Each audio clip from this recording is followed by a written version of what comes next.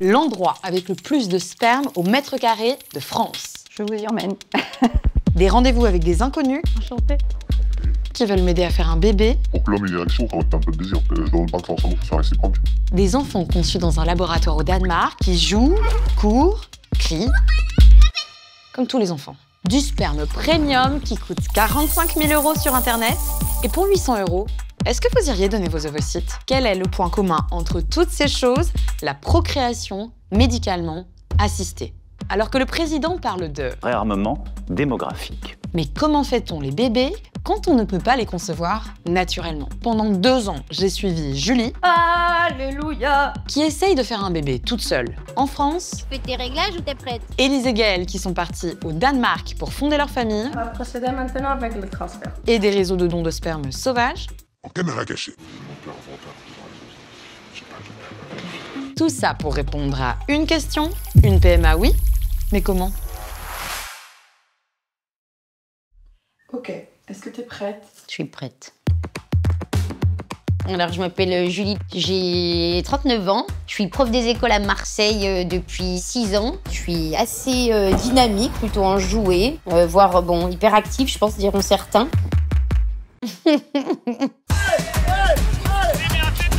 Mon projet en ce moment, c'est d'essayer de faire un enfant toute seule. Je suis donc dans un process PMA.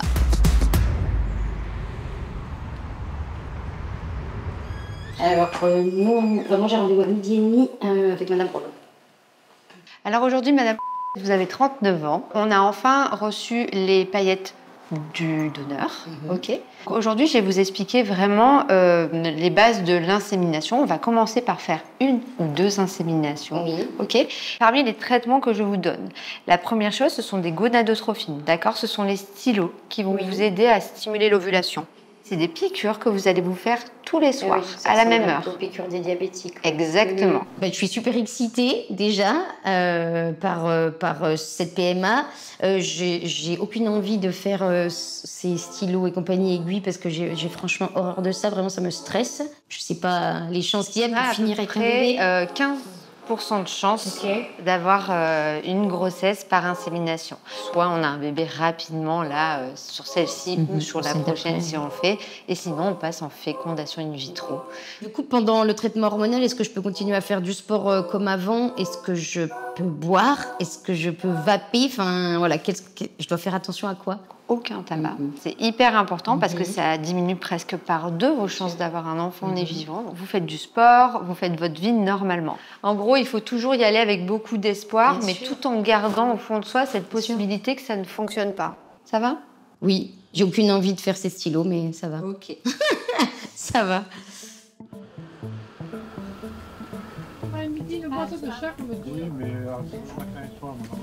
Bonjour, je viens chercher ma petite liste de drogue pour la PMA, au nom de Julie. C'est commandé? Absolument, je les ai commandés en début de semaine. Il y a beaucoup de trucs à récupérer. Il y en a 4 différents, dont un que je dois commencer tout de suite. Maintenant, enfin, juste après-midi, quoi. Le plus tôt possible. C'est la première insème. Je risque de revenir si ça prend pas pour une seconde en juillet. Là, il faut pas se décourager. Hein. Non, je me décourage pas, c'est que le début, donc... Voilà. Pape, merci beaucoup. Et voilà, on a le pack de la femme éventuellement enceinte. Ça va, c'est pas pire, c'est pas tant, regarde, c'est pas lourd, hein.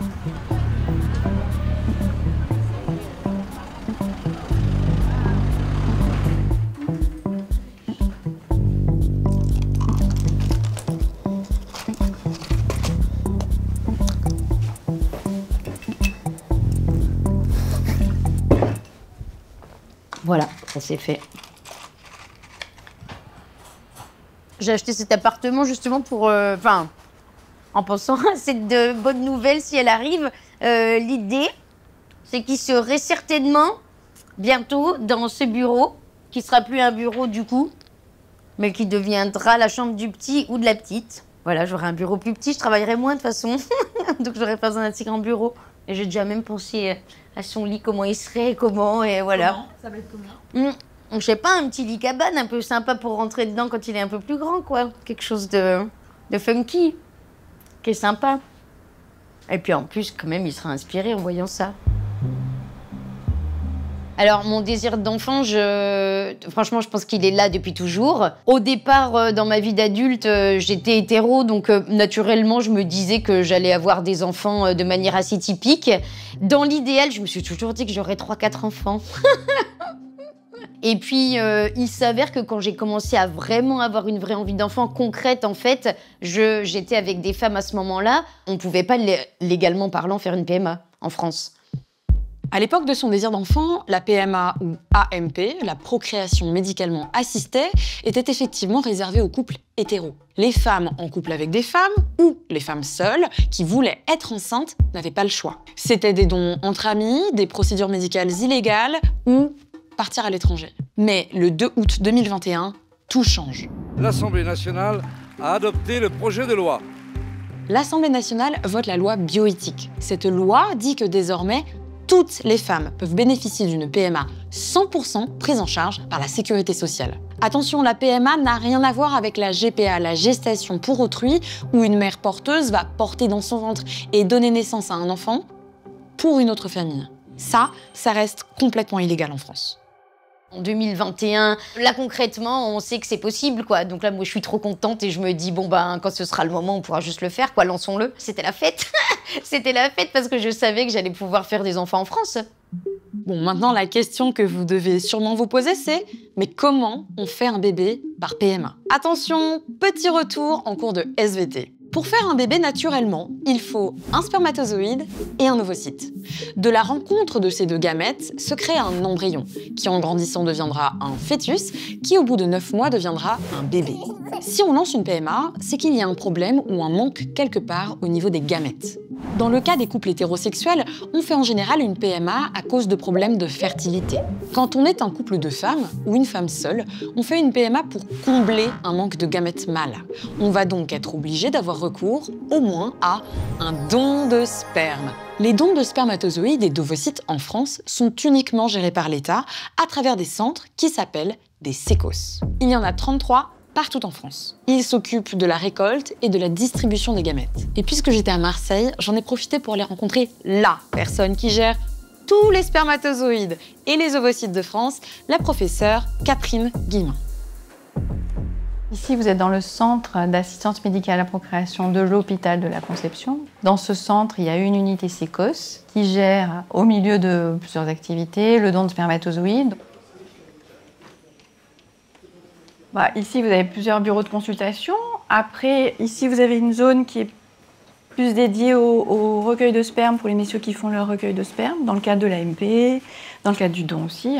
On imagine souvent un truc un peu glauque avec des magazines pas dingues et tout ça. Là, écoutez, c'est assez médicalisé, ça c'est sûr. Après, on a des locaux qui sont pas complètement, qui sont pas très anciens, mais on a éliminé depuis le Covid, les revues c'est terminé. Donc les personnes en général, ils ont des téléphones portables, ils peuvent trouver ce qu'ils cherchent avec ça. Et dans le cas où c'est pas possible, on a une possibilité vidéo qui a été validée par notre institution.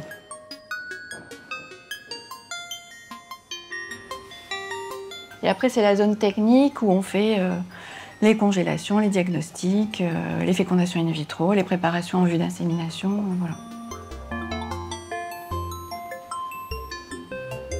Voilà.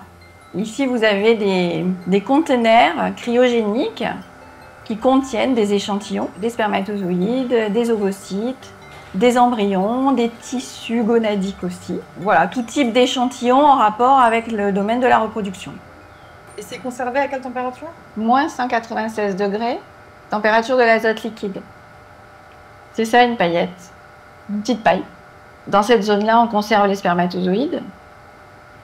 Sur ce fourreau, normalement, il y a un numéro qui correspond du coup au patient, au donneur, etc. Elles sont, une fois remplies, fermées hermétiquement des deux côtés. Et après, elles sont placées du coup dans ces compartiments.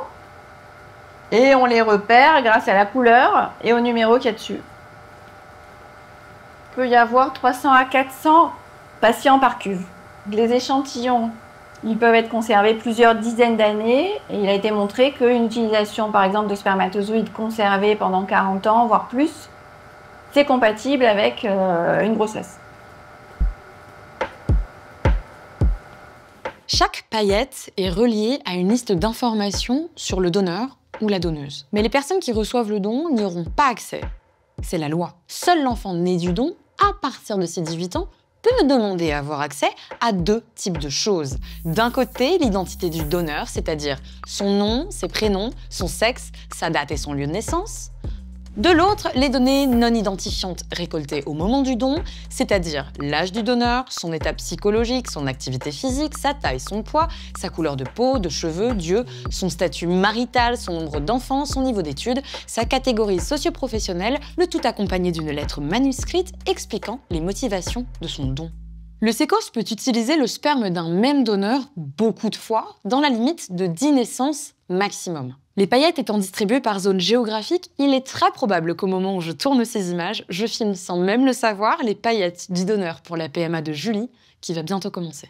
Le premier rendez-vous que tu as au sécos, il te donne un peu une feuille de route pour te dire voilà madame les jalons, en fait vous aurez tant de rendez-vous, 2 de gynéco, 2 de biologiste, 2 de psycho. Quand tu as le rendez-vous avec le biologiste, il te demande quelle ethnie, en fait en gros. Je sais que le donneur est brun aux yeux bruns parce que étant donné que je le faisais seule, j'avais envie en fait que ça matche pas mal, étant donné qu'il y a déjà 50% un peu inconnus, j'avais envie que ça matche avec mon physique, mais moi je ne sais rien d'autre de ce donneur. Je voulais te montrer cette petite pochette qui a évolué au fil du temps, tu vois. C'est beaucoup. Combien de temps de rendez-vous ça? Bon, c'est 2 ans du coup, un peu plus de 2 ans. Des certificats de passage pour le boulot, pour bien justifier que tu étais là-bas, pour pas avoir de retenue de salaire. Ça, c'est la fiche rose que j'ai reçue 2 fois différemment. La mammographie, voilà, IRM pelvienne, attestation, certificat de présence encore, protocole de soins. Ça, c'est l'hématologie, l'IRM pelvienne, quand on a compté les follicules, certificat de naissance dont on a besoin. Voilà, avec des petits papiers pour se rappeler, quoi, à chaque fois. Il manque l'attestation du notaire, tu sais. Faite aussi, parce que ça, tu la donnes directement, t'as qu'un exemplaire. C'est un papier très officiel et très beau. Ce papier dont parle Julie est essentiel. Son petit nom, c'est l'acte de consentement. Grâce à lui, il sera impossible d'établir un lien de filiation entre le donneur et l'enfant.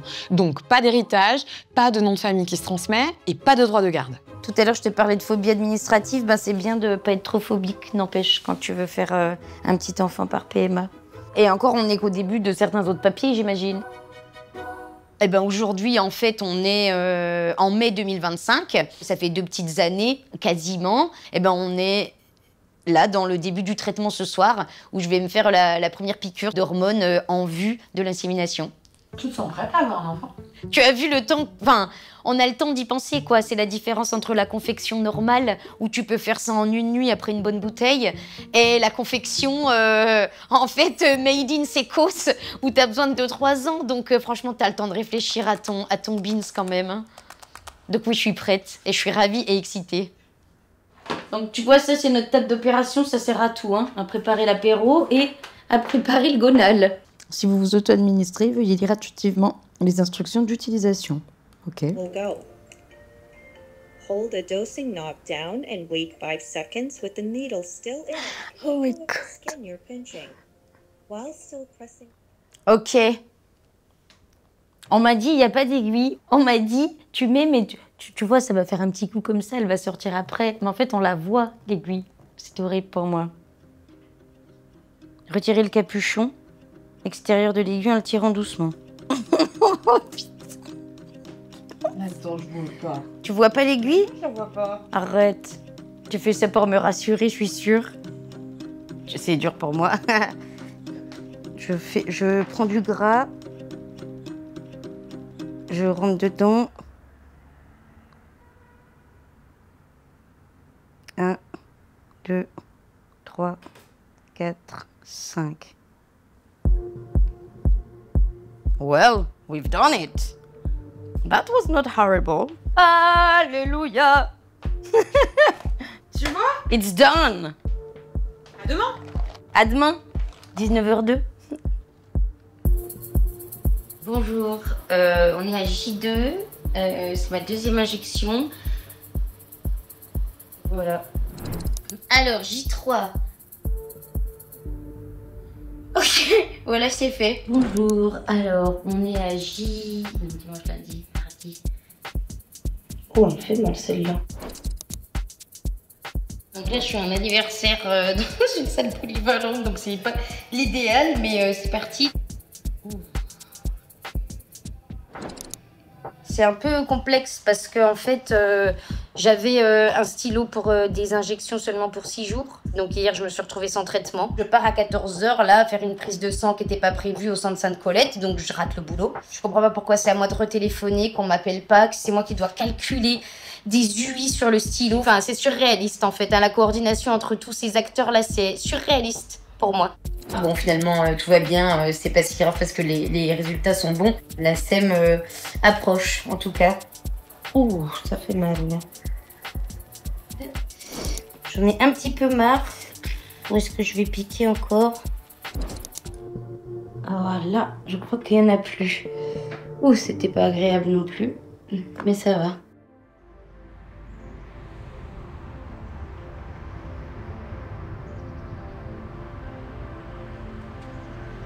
Tu vois, la vue, elle est un peu sympa. Ça fait beaucoup de bien de prendre de la hauteur. J'aime bien être perché. Complexe napoléonien, je pense. C'est la liberté ici.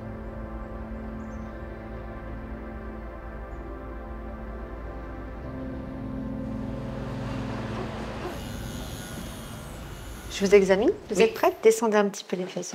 Et là, on a votre ovaire gauche. Et vous voyez ici, vous avez votre magnifique follicule.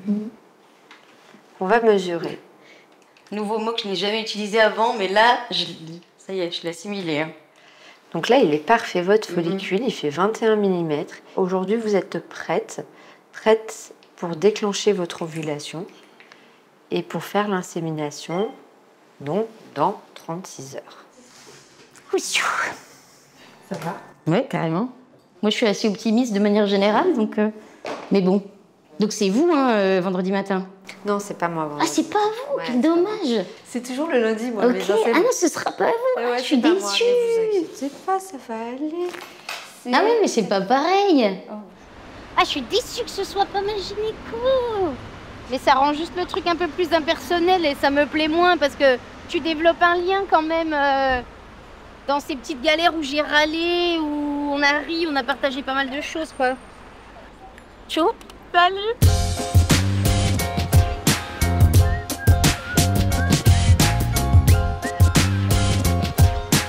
Là, c'est bon, c'est lancé. Après, on arrive dans un process qui est comme une confection naturelle normale, en fait. D'ailleurs, c'est ce qu'on reproduit avec cette insémination. Pour reproduire la conception classique, il existe 2 techniques principales de PMA. La technique numéro 1, c'est l'insémination, comme pour Julie. On stimule les ovocytes avec des hormones, puis, à l'aide d'un long tube, un cathéter, on vient insérer des spermatozoïdes dans l'utérus. En France, on rembourse jusqu'à 6 tentatives d'insémination pour une grossesse. Si ça fonctionne et qu'on souhaite un 2e enfant, on a de nouveaux droits à 6 tentatives, et ainsi de suite. La technique numéro 2, plus invasive mais plus efficace, la fécondation in vitro. On crée un embryon en dehors du corps de la femme. Comme pour l'insémination, on commence par une stimulation hormonale, sauf que cette fois-ci, on ponctionne les ovocytes stimulés, on les sort du corps de la femme sous anesthésie. On insémine ces ovocytes au laboratoire avec des spermatozoïdes. Si un embryon se forme, on attend 3 à 5 jours qu'il se développe et, si tout est prêt, on le transfère dans l'utérus. En France, on rembourse jusqu'à 4 tentatives de FIV par grossesse. Et the D-Day, je suis allée signer l'autorisation de réchauffement de mes paillettes. Voilà, donc il est 9 h et je dois revenir vers 10 h 15 pour l'insem. Alors, je suis en salle d'attente. Ah ben voilà, ça y est, c'est parti. Pas mal les couleurs. Le spéculum semble être ici. Voilà, Inch'Allah. Force à les spermatozoïdes. Alors, c'est avec Julie. On a donc la première insémination avec une paillette de donneur qu'on a décongelée ce matin. Il y a 3,8 millions de spermatozoïdes mobiles. Et à l'échographie, il y avait un follicule et un taux d'œstradiol à 388. Parfait, merci. Ou un peu de gel, attends, t'embête pas. Ouais, ça a bien, ça marche bien.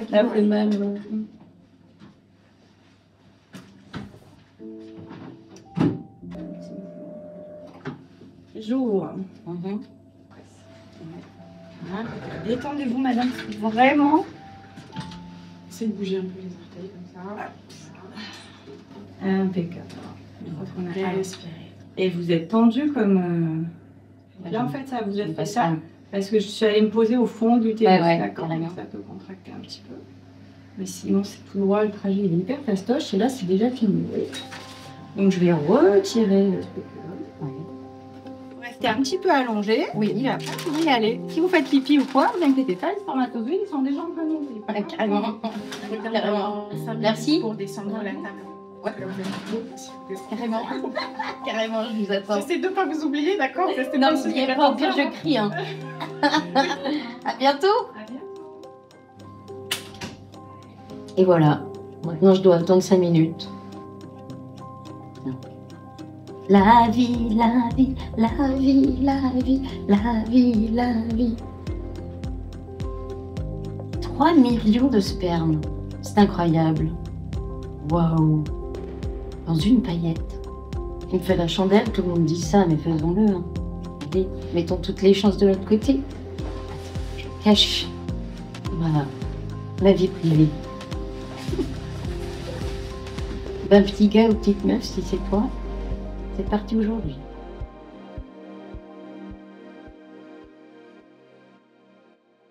Des femmes qui, comme Julie, s'engagent dans le parcours en demandant un don de sperme, il y en a beaucoup chaque année. En 2024, elles étaient plus de 8000 à avoir pris un premier rendez-vous. C'est 8 fois plus qu'avant la loi de 2021. On a assisté à un vrai tsunami. Vrai. Et actuellement, les centres n'ont pas les moyens de fonctionner tel que la loi le prévoit. En plus de Catherine Guillemin du Sécos, j'ai rencontré Géraldine Porcu-Buisson, gynécologue tellement spécialisée en PMA qu'elle a été interrogée lors de la rédaction de la loi. Donc le fait que cette loi existe, c'est ce qu'on espérait, mais malheureusement, on ne peut pas prendre en charge toutes les femmes. Des femmes en attente donc d'un don de sperme, l'année dernière, il y en avait 10 600. En moyenne, elles vont attendre 17,7 mois pour une première tentative avec un don de sperme et plus de 2 ans si elles ont besoin d'ovocytes. Et je parle bien ici de la première tentative, donc si ça ne fonctionne pas, ça peut prendre beaucoup plus de temps. Mais pourquoi c'est si long en France? On a identifié 2 raisons principales. La première, le Sécos manque de dons. La deuxième, les femmes font des enfants de plus en plus tard. Pour ce qui est de la première raison, la pénurie, on a parlé de 10 600 femmes qui attendent du sperme, et bien en face, ces dernières années, il n'y a eu que 600 à 1000 dons de sperme par an. Et les personnes qui subissent le plus cette pénurie, ce sont les femmes en attente d'un donneur noir ou asiatique. Les temps d'attente pour elles sont parfois doublés. Donc oui, on peut dire que le Sécos est à sec. Est-ce que c'est à cause d'un manque d'information ou d'une mauvaise prise en charge? Est-ce que c'est à cause du temps que la démarche peut prendre? Est-ce que c'est parce que les gens ont peur qu'un enfant vienne toquer à leur porte 18 ans plus tard? Même si on le rappelle, le papier du notaire empêche tout lien de filiation. Il n'y a pas de réponse claire, mais les spécialistes estiment qu'il faudrait 2 fois plus de dons de sperme pour répondre à la demande actuelle. Vous n'êtes pas rémunéré ou même compensé financièrement quand vous donnez votre sang, votre plasma, votre moelle osseuse, votre rein, enfin voilà. C'est le droit français qui est organisé comme ça. Donc les gamètes, c'est la même chose. Mais ce n'est pas la même chose partout en Europe. Par exemple, en Espagne, au Portugal ou au Danemark, on est compensé financièrement, c'est le terme, lorsqu'on fait un don. Pour du sperme, on peut être compensé entre 30 et 80 € par don. Pour des ovocytes, vu la lourdeur du parcours médical, on peut recevoir entre 800 et 1200 €. Et du coup, il n'y a pas ou peu de pénurie. En France, l'État reste le seul gestionnaire par peur des dérives. Je ne sais pas si on interrogeait les Français, si on leur donnait, je ne sais pas, 50 €, 80 € pour venir faire une démarche d'honneur, si on aurait plus de candidatures. Ça mériterait peut-être d'être posé comme question, je ne sais pas. Mais on n'a jamais testé cette hypothèse-là, en tout cas. Le problème numéro 2 dont on parlait, l'âge des femmes. À partir de 35 ans, pour une femme, les chances de tomber enceinte naturellement diminuent beaucoup d'année en année. Sauf que les femmes qui font des PMA en solo ont, dans 70% des cas, entre 35 et 45 ans, qui est d'ailleurs l'âge limite légal pour faire une PMA en France. La fertilité, c'est pas quelque chose de pérenne. L'espérance de vie augmente, mais la fertilité des femmes augmente pas avec l'espérance de vie. Il n'y a pas d'injonction à avoir des enfants. Si on n'en veut pas, on n'en veut pas. C'est pas un problème. Mais si on en veut, il faut pas attendre 38 ans pour se réveiller. À partir d'un certain âge, par exemple, il n'est plus légitime de faire des inséminations parce que ça ne fonctionne pas. La loi dit qu'on peut aller jusqu'à 45 ans, mais si on devait assurer toutes les demandes de projet parental jusqu'à 45 ans, jamais on ne pourrait prendre en charge tout le monde. Jamais.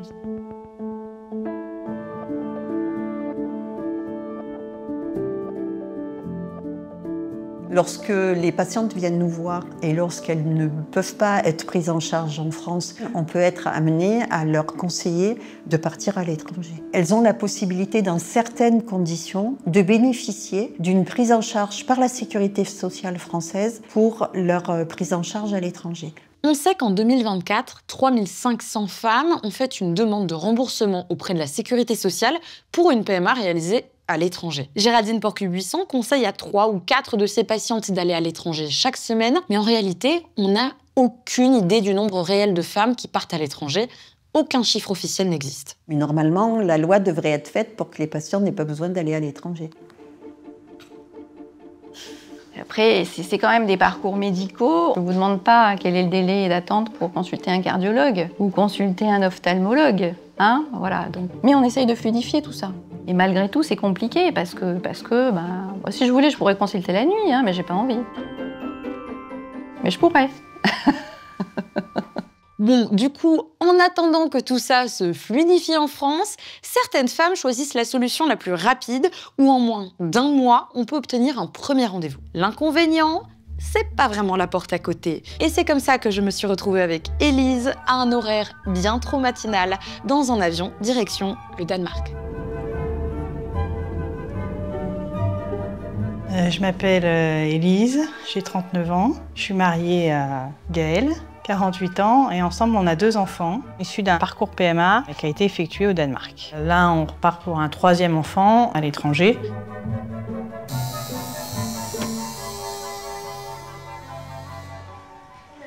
Hi. Elisa? Yeah. Perfect. And I haven't paid already.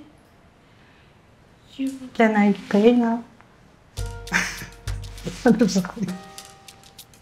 Déjà, c'est une clinique qui est petite, structure d'un appartement. C'est beaucoup moins médicalisé aussi qu'une clinique de manière générale en France. Je trouve qu'on n'arrive pas dans le même état d'esprit.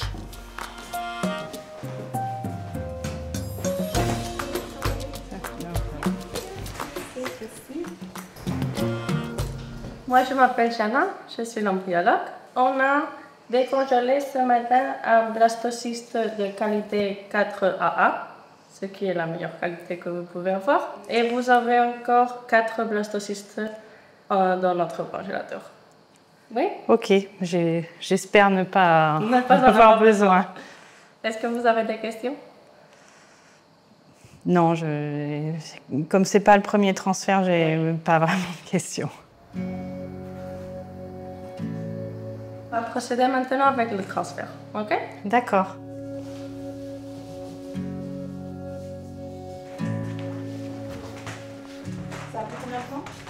Il est 11h30.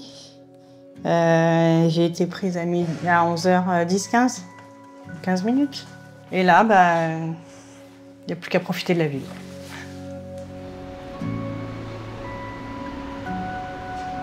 Alors, tu veux goûter les trucs danois? Ils déconseillent de rentrer le jour même parce que c'est du stress, parce que c'est aussi quand même pas mal de fatigue. Donc là, tu rentres quand en France? Demain.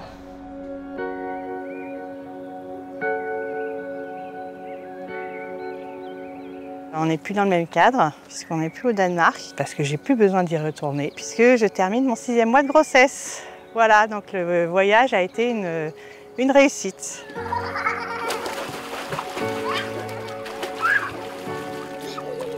Ça va mieux, hein? Oui, maman.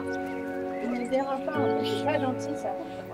Donc nous sommes ensemble depuis 2014. Le désir d'enfant est arrivé assez tôt dans le couple, à peu près au bout de 2 ans, donc vers 2016. Du coup, on a regardé un petit peu les solutions qui s'offraient à nous en France, et puis force est de constater qu'il n'y en avait aucune. Donc nous nous sommes tournés vers l'étranger. Je crois à l'époque, les grandes banques étaient danoises, et nous on a fait appel à Cryos, à la banque internationale Cryos.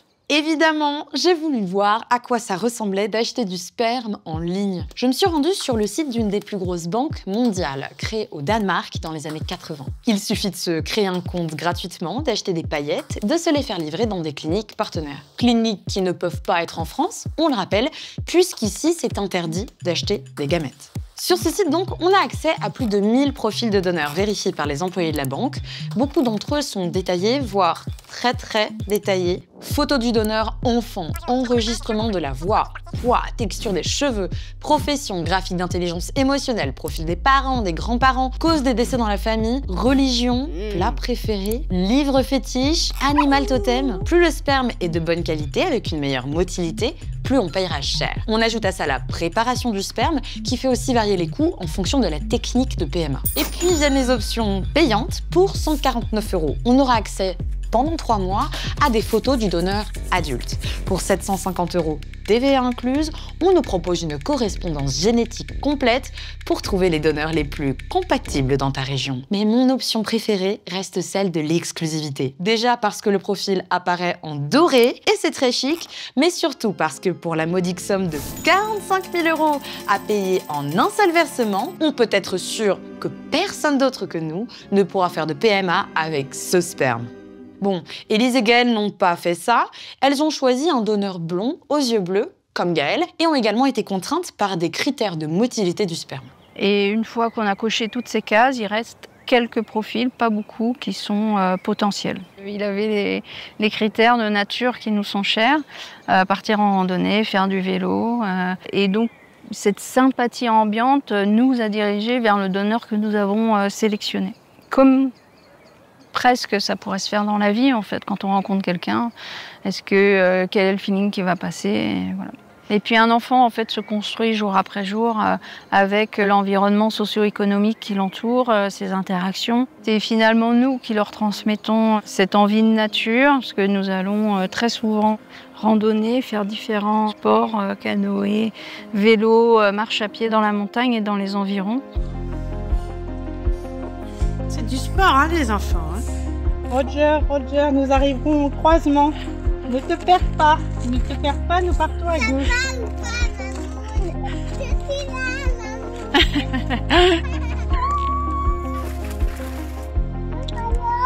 Ouais, on va là. Oui. Qu'il soit d'un géniteur ou de l'autre ne change pas les choses. D'ailleurs, ce ne sont pas mes enfants génétiques, ce sont mes enfants au regard de la loi et au regard de mon cœur. Alors, Jean a 2 mamans. C'est Mamoun. Ben oui, c'est Mamoun. C'est Mamoun qui m'a porté dans son ventre. Oh, il est gros le ventre. Il y a un bébé dedans. Maintenant, Camille sait qu'il n'y a pas de famille idéale. Non, quand on s'aime, toutes les familles sont idéales. Depuis le début, on a laissé des petites informations comme quoi il y avait une bibliothèque de graines. Nous, il nous manquait une graine de monsieur, donc on avait demandé à pouvoir emprunter une graine de monsieur. Donc on lui a redit la même chose et ça a satisfait sa curiosité. Pour l'instant. Pour l'instant. Allez, on va aller faire le dodo.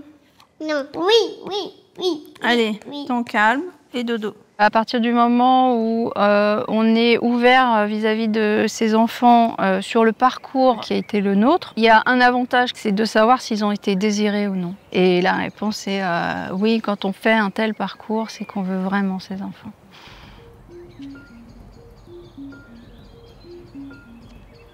Qu'est-ce que c'est là? Bah, un arbre généalogique. Mais il est à qui? Bah, à moi. Là-dessus, il y a toutes mes mamies, il y a tous mes papiers, il y a moi et mon frère. Et aussi mes maman et maman. Ma petite sœur, on savait pas encore qu'elle allait arriver. Alors du coup, elle a pas encore su. Alors du coup, elle est pas sur l'arbre. On a fait le choix et pour moi, c'était important que tous les enfants de la fratrie aient, si possible, le même donneur pour créer une union encore plus forte en fait, dans la famille. Coupé. Nous avons la chance d'avoir une situation financière confortable, donc on a eu moins de sacrifices à faire. Pour les 3 enfants, on aura du coup dépensé à peu près 30 000 € parce qu'on a aussi réservé des paillettes et que du coup, pour réserver des paillettes, il faut les acheter. C'est pas de la philanthropie. Après, quel est leur réel bénéfice dedans, ça, on n'a pas accès et c'est ce qui n'est pas transparent. Effectivement, ça reste un business. Les 4 pays où les Françaises se rendent le plus sont l'Espagne, le Portugal, la Belgique et le Danemark. Pour une insémination artificielle, il faut compter en moyenne entre 500 et 1 000 € pour la procédure, prix auquel vous ajoutez celui des paillettes. Pour une FIV, avec les options minimum, on est plutôt entre 3 000 et 7 000 €, montant qui ne compte pas les 2 000 € de supplément pour les médicaments. Enfin, pour une FIV avec un don premium, cela vous coûtera jusqu'à 15 000 €. Et dans tout ça, on ne parle pas du prix de l'avion, du logement. Ces sommes sont si élevées que certaines femmes font des prêts à la consommation pour concevoir un enfant. Les 4 pays dont on vous parle proposent globalement les mêmes prix, mais ce qui va changer, c'est la loi et les possibilités. Par exemple, l'Espagne est le seul pays où la méthode ROPA est légale. Elle permet dans les couples lesbiens, à la mère qui porte l'enfant, d'utiliser les ovocytes de sa partenaire. Au Portugal, le don est obligatoirement non anonyme. Au Danemark, vous pouvez avoir accès à des informations très poussées sur les donneurs, jusqu'à savoir leur hobby, comme sur le site qu'on vous a montré. En tant que couple, pour faire une PMA, il faut être quand même solide, avoir les reins solides et regarder vers l'avenir et loin vers l'avenir. Si c'était à refaire, vous le referiez? Eh bien, on l'a refait 3 fois. Si c'était à refaire.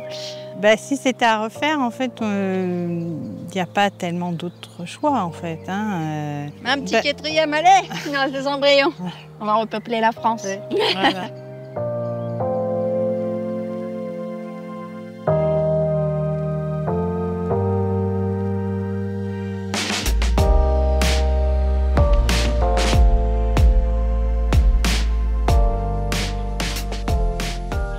Dans quelques heures, on va avoir un petit mail de Innovi qui va dire s'il y a des bêtas dans mon corps, enfin en grand nombre. En grand nombre. La vie. C'est-à-dire que je suis enceinte peut-être. Donc oui, en fait, je suis stressée parce que je sais pas ce qui va se passer tout à l'heure. On en parle souvent de l'importance des amis, d'un père symbolique parce qu'il n'y a pas de père. Je me sens pas trop dans les trucs comme ça, en fait. En tout cas, il y a un moment donné dans ma vie où j'ai fait le choix de me dire être maman ne sera plus conditionné à l'amour d'un couple. Je lui avais déjà dit, Julie, moi j'aimerais bien venir à ton accouchement, j'aimerais bien être là, mais je sais qu'il y aura ta maman, il y aura du monde, ou au moment où tu le choisis, on peut aussi se faire un planning dans bien fait, sûr, pour pas avoir tout le monde là d'un coup, bien et sûr, puis peut-être étaler. Pour le moment, j'ai aucune idée, moi. Mais en tout cas, moi je me sens entourée quand j'en parle. Je trouve qu'il y a des gens qui me disent des choses concrètes, quoi. Ouais. Je crois que c'est Pauline qui avait en premier suggéré cette idée que tu fasses un enfant seul. Ouais, je m'en rappelle. Je me rappelle. Mais il y a vraiment longtemps. Beaucoup m'ont dit « Mais pourquoi t'attends autant de temps? C'est si long, pourquoi juste tu couches pas avec un mec ?» C'est beaucoup des idées qui viennent de l'extérieur, en fait, ça. Des amis. En fait, déjà, du fait que je sois lesbienne, non, j'y ai pas pensé. Et puis, par ailleurs, même si j'avais encore été hétéro à ce moment-là, non, en fait, voilà, franchement, je juge pas du tout l'idée de passer par ce biais, mais moi, c'est pas quelque chose que je voulais faire. Je suis pas à l'aise avec ça, pour plusieurs raisons. Une première, c'est qu'on me donne la possibilité en France de le faire dans un cadre légal et organisé, et moi, c'est super important pour la biographie de mon enfant et pour la transparence de son parcours. J'avais pas non plus envie de faire ça à un mec que je rencontre, de l'idée de faire un gamin comme ça sans qu'il soit vraiment au courant. Enfin voilà, je suis pas à l'aise avec ça, quoi. Le choix de Julie a été de passer par le système légal. Une demande au sécos, plusieurs années d'attente, un donneur dont le profil et la santé ont été vérifiés par l'institution. Mais que se passe-t-il pour les femmes qui n'ont pas le temps d'attendre ni les moyens de partir à l'étranger ? Je vais vous emmener dans l'univers fantastique des dons de sperme sauvages, non encadrés par la loi, accessibles en quelques minutes sur Internet. Pour me mettre à la place de ces femmes, je suis devenue Charlotte. Je découvre d'abord des petites annonces publiées sur les réseaux sociaux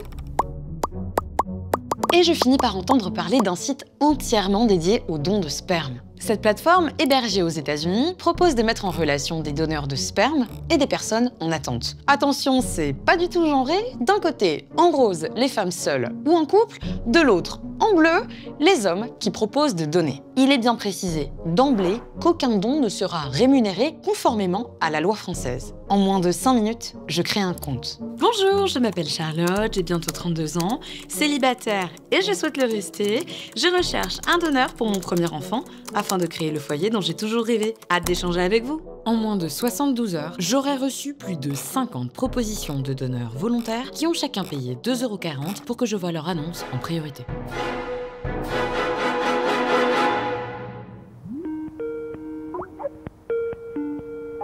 Bonjour. Bonjour. Enchantée. Alors, je t'en prie. T'as pas trop attendu, ça va? Oh non, pas du tout, je suis arrivée il y a 10 minutes. D'être sur le podium.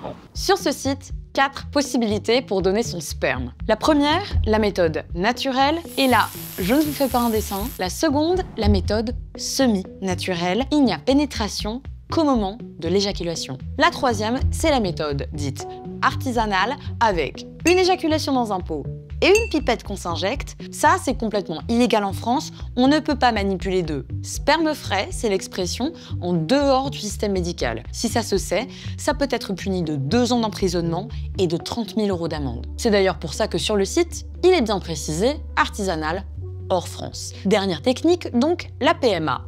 Hors France, le donneur et la receveuse se rendent dans une clinique à l'étranger. Pour avoir un échantillon représentatif, j'ai discuté avec 30 donneurs potentiels, dont on a ici modifié les noms, pour essayer de comprendre pourquoi ces hommes donnent gratuitement leur sperme sur Internet, plutôt que de passer par le sécos. Et 2, 1, ok, ça enregistre, j'appelle. Je me présenter vite fait, j'ai donc 2 enfants. Je suis divorcé depuis à peu près 5 ans maintenant. Mais t'es sûr, attends, t'as quel âge? Et peut-être que toi, t'auras des enfants aussi un jour avec quelqu'un, là.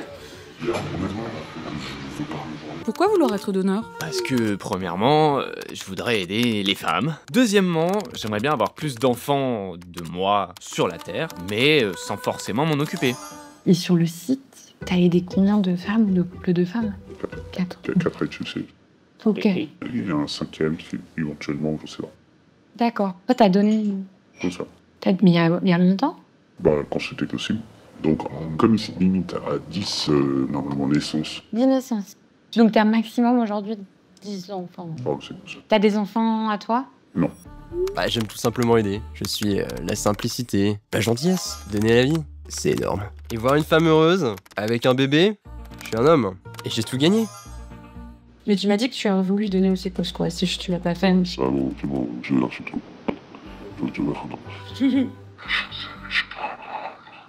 Ah ouais? Il y en a beaucoup?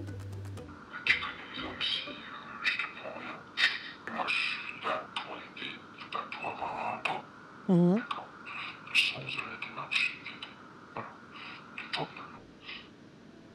Qu'est-ce qui t'a motivé à être sur ce site et à aider comme ça? Déjà, historiquement, donc je donne déjà mon sang et parfois mon plasma régulièrement. Et j'ai des amis, j'ai pas de vue maintenant, mais un couple d'amis qui, avec le séco, c'était très long, les délais, et qui effectivement sont tombés sur le site. Quand j'ai vu la détresse de ces femmes, je me suis dit, si je donne mon sang, enfin voilà, pourquoi pas. Moi, je parle pas longtemps parce que j'ai envie de m'assurer qu'il y a cette cohérence entre les journées que tu puisses dire à l'enfant. On s'est choisi mutuellement d'un coup de cœur amical, une certaine attirance amicale. J'ai vu qu'il y avait une limite d'âge au séco, ça n'a pas fait 45 ans qu'on peut faire de dons. Alors pour nous les hommes, il est capable de féconder une femme jusqu'à 70 ans, il n'y a pas de problème. Il y a aussi des démarches à faire, une prise de sang, un machin nul. Finalement, ça devient compliqué aussi.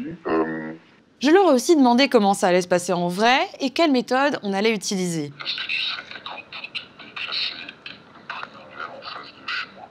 Mais c'était pour faire un rendez-vous chez toi ou dans un bar? Je pense que tu aurais été plus à l'aise dans un bar. Après, moi, ça m'est arrivé d'inviter directement chez moi.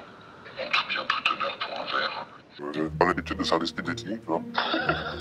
C'est pas un speed dating, hein? Ouais, je sais bien, mais bah, c'est pas pour... Oui, mais pour une... Voilà, c'est... Quand on se voit, si jamais je te plais pas trop physiquement, est-ce que c'est quand même ok pour le don ou pour toi c'est vraiment trop important le physique?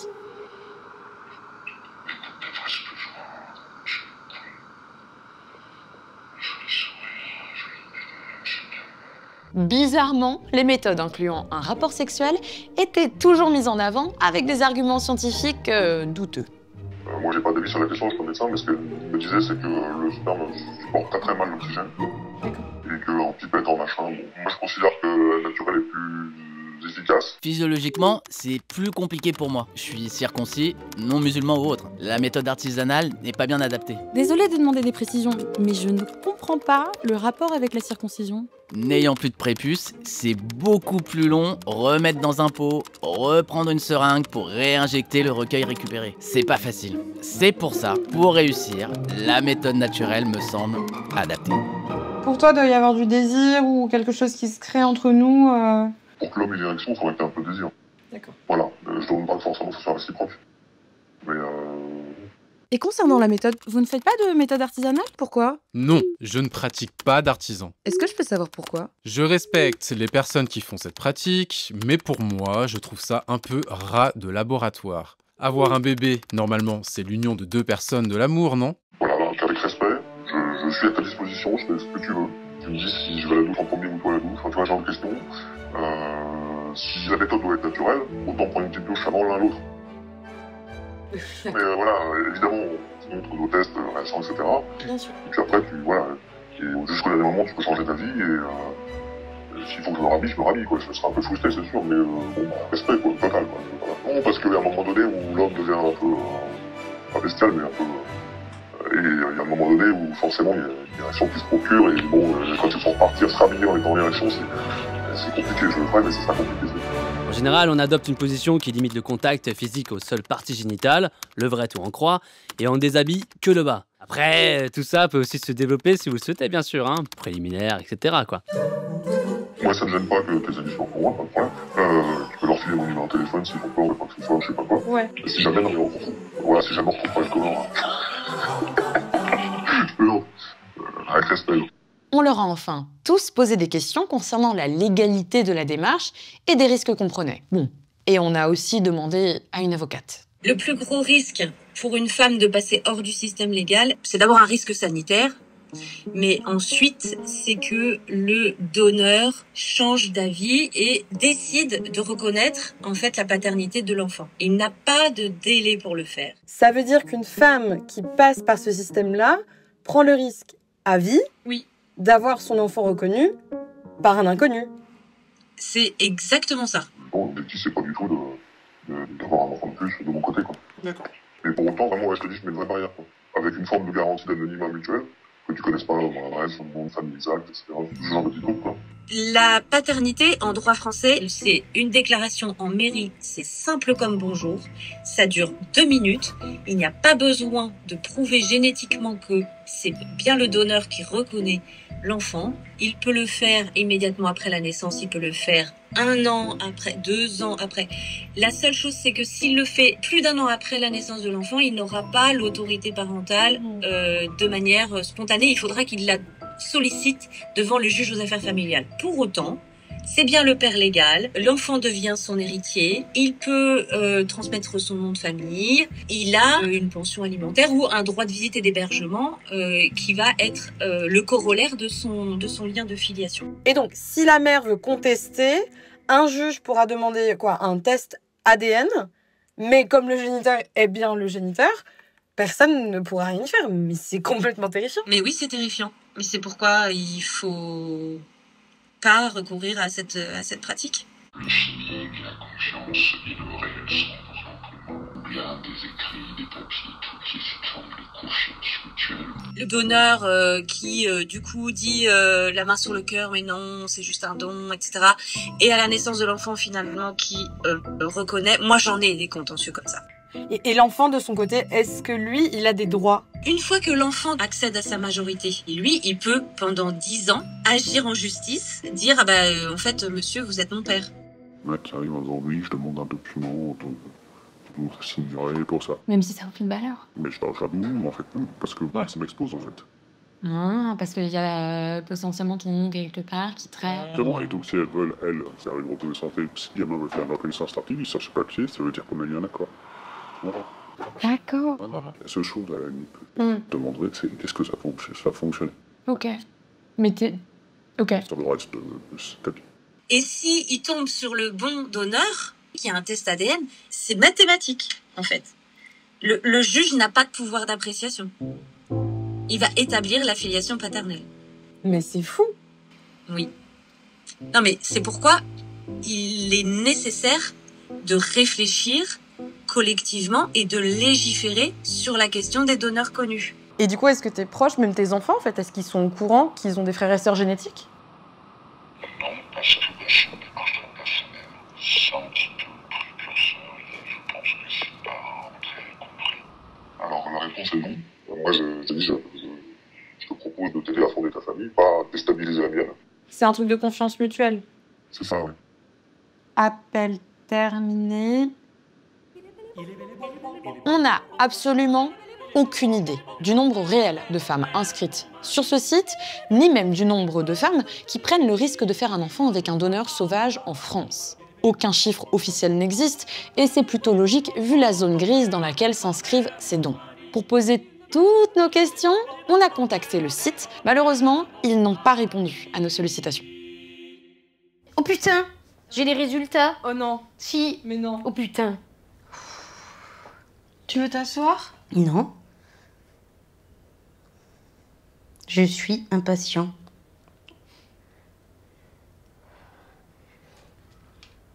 Je sais pas ce que je dois lire. Ouais, c'est ça le sujet. Tu l'as? Avance compte rendu final. Il est là, 30 mai. Ouh. Non, pas encore. Il y a un œil et un téléchargement. Je mets l'œil. Ok. Hop, de toute façon, il faut pas arrêter de... Et... Non, je ne crois pas. Attends, j'arrive. Mais je pense que non. Alors, c'est exploration de la fertilité. Bêta, inférieur à 2.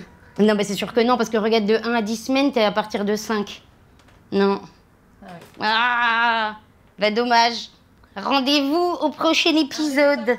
Bon, bah voilà. 10%, t'as juste dans les statistiques. 10-15, bah ouais, c'est ça.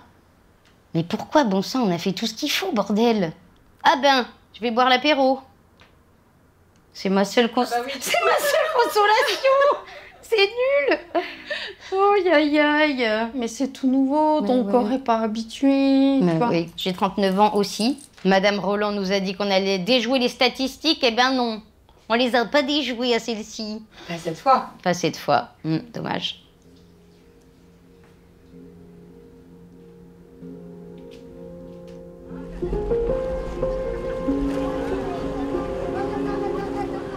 La suite, on va encore profiter ici des copains. Je suis assez contente qu'ils soient là pour digérer cette pas super bonne nouvelle, mais bon, voilà. Et on va voir, soit je refais une deuxième INSEM en juillet, soit en fait on fait en septembre, mais peut-être qu'on passe direct sur une FIV. C'est-à-dire qu'il faut faire un nouveau dossier, une nouvelle commission. Je suis pas mécontente de faire une petite pause, un pas sur le côté, puis on reprend encore mieux, quoi. Pour mieux sauter? Ouais, exactement. Exactement. Je prends un peu plus d'élan.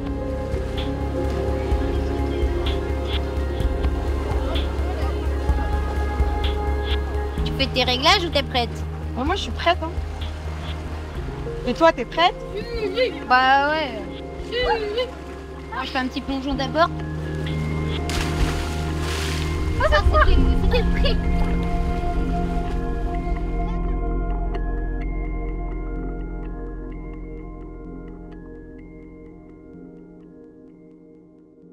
Alors, comment ça va? Eh bien, très bien. Depuis l'INSEM du mois de mai, le corps médical a décidé de partir sur une FIV. J'ai fait une ponction mi-juillet, mais ensuite j'ai fait une hyperstimulation. J'ai été mal pendant 2 petites semaines, on va dire, mais vraiment pas bien. Donc, on a congelé les embryons plutôt que de me les transférer. Pour le transfert d'embryons, en théorie, septembre ou octobre, on n'a pas encore défini cette chose-là avec le médecin, mais c'est imminent, quoi. Est-ce que tu arrives à garder espoir quand même ou c'est... Franchement, depuis le début de cette PMA, je trouve que rien ne s'est passé comme je pensais que ça allait se passer. Bien sûr que je suis très excitée maintenant à l'idée que le bébé soit là parce que ça fait un moment qu'on en parle, mais je suis quand même prudente sur le truc. Je serais trop contente si c'est le cas, mais c'est totalement d'accord si ça prend pas, je sais que c'est possible. Voilà. Ça rend philosophe, je te dis. Bonjour. Bonjour. Comment ça va? Bon. Ben voilà, on est 5, ça va bien. Alors Blanche, elle est née le 17 novembre, dans la soirée. Maintenant, elle a 9 mois. Les enfants vont bien, ils sont contents. content d'avoir une petite sœur? Dans le documentaire, vous évoquez la possibilité d'un quatrième. Quatrième de quoi? Non, j'ai pas compris. Il reste des embryons. Elle a pas tort. Ah, il reste des embryons. Ah bon, c'est ça. Mais on va débrancher la prise, non? Au congèle. Ça va décongeler. Du côté de mon altère Charlotte, pas de bébé en vue, mais un bannissement du site. Quelques donneurs continuent de temps en temps à prendre de ces nouvelles malgré nos refus polis et à proposer leurs services et leur sperme. Sur une note plus sérieuse, nous avons contacté le ministère de la Santé pour savoir si des modifications allaient être apportées au système actuel. À ce jour, ils n'ont pas souhaité communiquer.